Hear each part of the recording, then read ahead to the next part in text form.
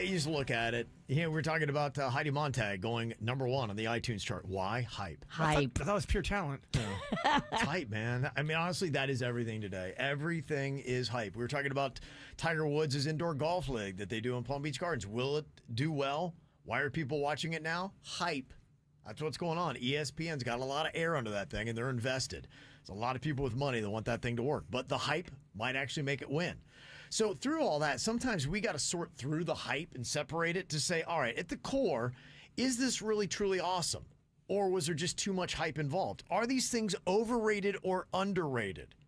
Virginia, I'll let you defend this because I definitely have an opinion about expensive handbags. I see what my wife and daughter are into, and they talk about these bags, and then they will show me the price, and I cannot even believe that. I'm not kidding you. Some of these are the price of a car or a house. Yes, that is true. When you talk about like your Hermes bags, which I'm not in that tax bracket. I don't have anything. I have a Hermes scarf and that's it.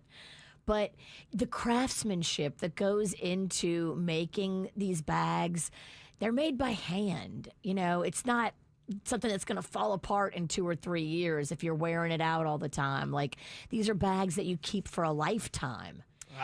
I got a Teenage Mutant Ninja Turtle bag. That thing is popping. Yeah, how's it holding up? It's from the 80s. It's holding up great, to be quite honest with you. I think the difference, though, you don't wear your Teenage Mutant Ninja Turtle bag out and about on the town every day of your life, and it holds up for, 5-10 years. That's the difference. If you have a quality made product, Louis Vuitton, Gucci, Prada, Fendi, those things hold up. But my opinion on this, and tell me if I am wrong, all of those things are overrated because you are paying more than what the true value of that, even a quality product, is because of the brand, and you are buying hype. You're not actually buying craftsmanship. You're paying too much for the craftsmanship you get. Is that true or false, Virginia? I do agree with you on the inflation of said fancy bags. They really have gone up so much in the past 10 years to where, like, if you like, I have some vintage pieces that are now considered vintage because I bought them, 20 years ago. But when I bought, I have a Gucci briefcase. I bought it. It was $400. If you go to buy a Gucci briefcase now, you're going to spend like $2,500. Like, it's just, the inflation is a little ridiculous. But the quality is there. The same thing with my Teenage Mutant Ninja Turtle. The quality is there. The price has gone up because of the demand. The value, yeah. Okay. All right. Yeah, I'll slap expensive handbags with an overrated tag. That is my opinion on it. Do you agree, Virginia, or would you say that they're actually underrated? I don't know. I mean, depending on the bag, there's such a sliding scale. But for the most part, I think they're rated accurately. If you had two bags made of the same exact material, they're the same bag, and one had the logo and one did not. All it has is the logo. The one with the logo is going to be charged so much more money, and it's because of the logo, not the quality. Because the market value for it is more. That logo because of hype increases the market value. Yeah, you're paying for hype. You're paying for hype. Yeah. What about air fryers? Are they overrated or underrated? Rated properly. Okay, so the hype that you hear about air fryers, they deserve every good bit of it. Zombie French fries. When you think your French fries are dead, gone, and they're just going to be, you put them in the air fryer, they do get some new life, more than I've ever expected. I couldn't believe it. I brought some corn fritters from Bud's back to life the other day.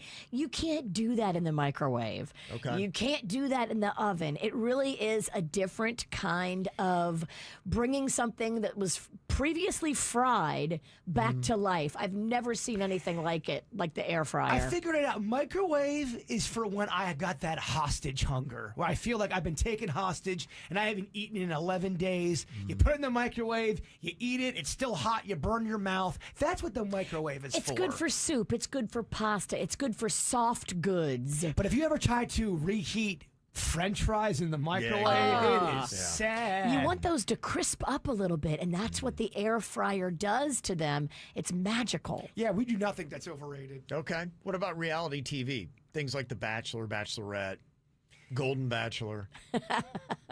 Baby Bachelor. It depends on what it is, and Yeah, I don't love The Bachelor as much as I love The Real Housewives.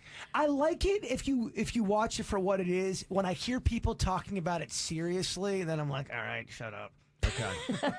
To me, it feels like a lot of hype on those shows. Yeah, it is. Okay, and I would go with Overrated, but again, I'm not a huge fan It of it. depends on the show. I think there's a sliding scale. Okay. Majority are overrated, and of course, there's some good ones in there. What about TikTok trends? Virginia, you seem to love them, but the fact that so many people jump into them and everybody talks about them and they become such a big deal, are they overrated or are they just so awesome that they actually deserve more shine than they get?